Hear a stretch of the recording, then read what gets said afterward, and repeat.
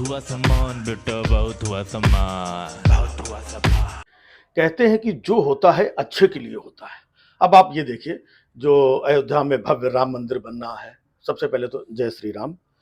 अब उसकी शुरुआत कब हुई थी? 90 के दशक में, जब 90 में पूरे देश से लोग कार सेवा के लिए चलो, कार सेवक आ रहे हैं, कार सेवक जा रहे हैं, भारी तादाद में कार सेवक अयोध्या पहुंच रहे हैं, है ना। और आडवाणी जी रथ यात्रा लेकर के निकले और उनके पीछे बहुत सारे लोग, है ना, कि राम लला हम आएंगे और मंदिर वही बनाएंगे। और फिर 92 में बहुत सारे लोग वहां पर पहुंचे और उसके ऊपर गुंबद के ऊपर चढ़ चढ़ा करके सब पूरा गिरा दिया। तो ये कह रहा हूं कि ये तब हो गया था, इसलिए अच्छा है। कहते ना जो होता है अच्छे के लिए होता है, तो वो तब हो गया था।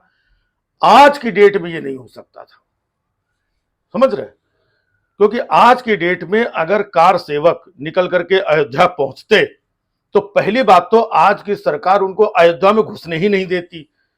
अयोध्या के बाहर ही बैरिकेटिंग लगा के अयोध्या के एकदम बॉर्डर पे, हाँ यहीं पे बैठो, यहीं पे बैठो, इससे आगे मत बढ़ना। याद होगा ना, जैसे किसान लोग अपना धरना प्रदर्शन लेके दिल्ली आ रहे तो दिल्ली के बाहर ही रोक दिया था। तो दूसरी बात, अब वो बैठे रहते, सालों बैठे रहते कार सेवक, अयोध्या के अंदर जा ही नहीं पाते। ये है। और मान लो अगर ये जाने की कोशिश भी करते, बॉर्डर में भी बैठे रहते, तो यही सब चारों तरफ चलता, न्यूज में इधर उधर यही सब लोग चिल्लाते कि अरे ये कार सेवक नहीं है, असली कार सेवक तो घर में बैठ के रामचरितमानस का पाठ कर रहा है, ये मवाली हैं, ये देशद्रोही हैं, ये टुकड़े टुकड़े गैंग के लोग हैं, ये आंदोलन जीवी लोग हैं। भाई साहब, अगर वो टाइम पे हो गया तो अच्छी बात थी, और आज होता तो यही होता है।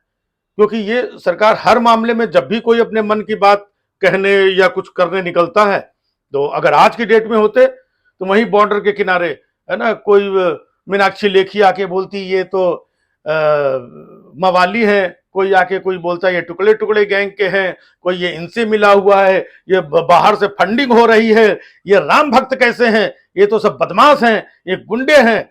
फिर एक्शन लेती, बोलती नहीं हमको देश की सुरक्षा हमारे लिए प्रथम है ना, इसके लिए हम पहले इनको भगाओ, हटाओ उधर।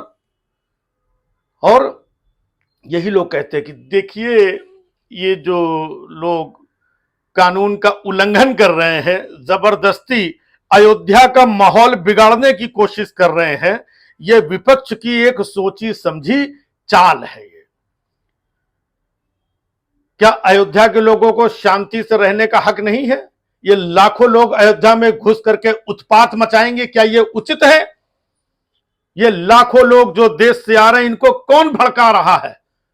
भाई साहब, न्यूज चैनल पे यही चलता है, न्यूज चैनल वाले भी, मीडिया वाले भी उछल उछल के ये देखिए, ये उपद्रवियों का गैंग जो है, ये जो है राम सेवक और कार सेवक के भेष में अयोध्या में अशांति फैलाने का प्रयास कर रहे हैं, और सरकार इन्हें रोकने की पूरी कोशिश कर रही है। और ये जो है टुकड़े टुकड़े गैंग के लोग हैं, ये समाज में अशांति फैलाना चाहते हैं। लेकिन सरकार अगर कानून का पालन करवाना चाहती है, तो इसमें बुराई क्या है? ये सरकार से इनको इतनी तकलीफ क्यों है? तो भाई साहब, पता नहीं कौन कौन सी बातें होती इन कार सेवकों को लेकर के। अगर आज की सरकार के दरमियान ये लोग जाते, ट्रेनें बंद कर दी जाती कि भैया अयोध्या कोई ट्रेन नहीं जाएगी, हाँ इधर वहां कोई नहीं जाएगा, वहां कोई नहीं जाएगा, और फिर साल भर तक बेचारे उधर उधर बैठे रहते।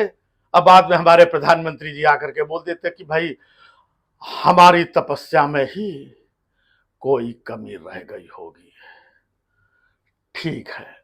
फिर ऐसे आकर के शब्द बोल देते, कार सेवक बेचारे फिर अपने अपने घर लौट जाते। ये हो ही नहीं पाता। ये तो अच्छा हुआ कि ये सब कुछ तब हो गया है, क्योंकि आज की जो सरकार है, अब क्या है कि जब कोर्ट की तरफ से ऑर्डर आ गया, मंदिर बनना है, तो अब सरकार आकर के अपना पूरा मोदी जी भी 9 दिन की 11 दिन की वो कंबल और चटाई में लेटना और ये पूजा करना, और ये आ रहे हैं वो आ रहे हैं, अपने मन से निमंत्रण भेज रहे हैं, ऐसा लग रहा है कि सब कुछ इन्होंने ही किया है। वो आडवाणी जी जो रथ यात्रा लेके निकले थे, मतलब उनका कुछ था ही नहीं, जो राम भक्त आए थे सब कुछ इन्होंने A to Z इन्होंने ही किया है, जिस तरीके से मीडिया में रोज सुबह शाम ये बताया जा रहा है। भाई कोर्ट का फैसला अगर पहले भी आ जाता तो पहले की सरकारों को भी, या जो भी ट्रस्ट था उनको बनाना पड़ता, अब वो लोग थोड़ी कह देते नहीं कोर्ट का ऑर्डर आया है अब भी हम नहीं बनाएंगे। तो सौभाग्य की बात यह है कि कोर्ट का ऑर्डर इनके सामने आ गया तो ये पूरा क्रेडिट और चीजें माहौल बना करके ये किए ले रहे हैं। लेकिन अगर कार सेवा जैसा जो 90 के दशक में हुआ था कि लाखों कार सेवक और ये आए गए, उनको नहीं घुसने देते ये, क्योंकि ये सरकार का रिकॉर्ड रहा है। कभी भी किसी ने धरना प्रदर्शन चीजें किया है तो उसको पकड़ पकड़ के खिंचवाया है, मरवाया है, भगवाया है। राब मवाली और टुकड़े टुकड़े गैंग और आंदोलन जीवी है ना और देशद्रोही, ये सब मतलब। और असली जो राम भक्त हैं वो तो अपने घर में बैठ करके पूजा कर रहे हैं। ये तो नकली राम भक्त थे, ये देश में डिस्टरबेंस पैदा करना चाहते हैं। भाई साहब यही बातें होती तो ये अच्छा हुआ कि बाकी वो सब जो होना था वो तब हो गया। आज की इस सरकार में, और इस सरकार के लिए भी अच्छा है हाँ, क्योंकि अब इनको क्रेडिट लेने का और चीजें, पूरा माहौल, सारा मीडिया दिन रात, मतलब देश में और कुछ है ही नहीं, कुछ बचा ही नहीं है, सिर्फ यही है। कोई माइक लेके यहां चला जा रहा है, कोई वहां कूदा जा रहा है, कोई यहां भागा जा रहा है, कोई ये 4 आदमियों को पकड़ के बुला रहा है स्टूडियो में, उधर 2 बाबा 3 बाबा और ये वो फलाने डिमाके। नहीं आप बताइए, ये जो है कोई इधर भजन और माहौल अच्छा है, राम भक्ति का माहौल, वो तो बहुत अच्छा लग रहा है।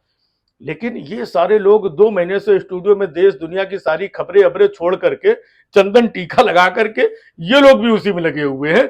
जो लोग अगर आज के डेट में कार सेवा होती तो यही लोग उनका विरोध करने वाले, यही लोग खबर चलाने वाले मवाली, गुंडा, बदमाश और असली कार सेवक और नस्ली कार सेवक, नकली कार सेवक, यही करते ये लोग। बट चलो ठीक है, जो होता है अच्छे के लिए होता है। जय श्री राम। बहुत हुआ सम्मान बेटा, बहुत हुआ सम्मान, बहुत हुआ सम्मान।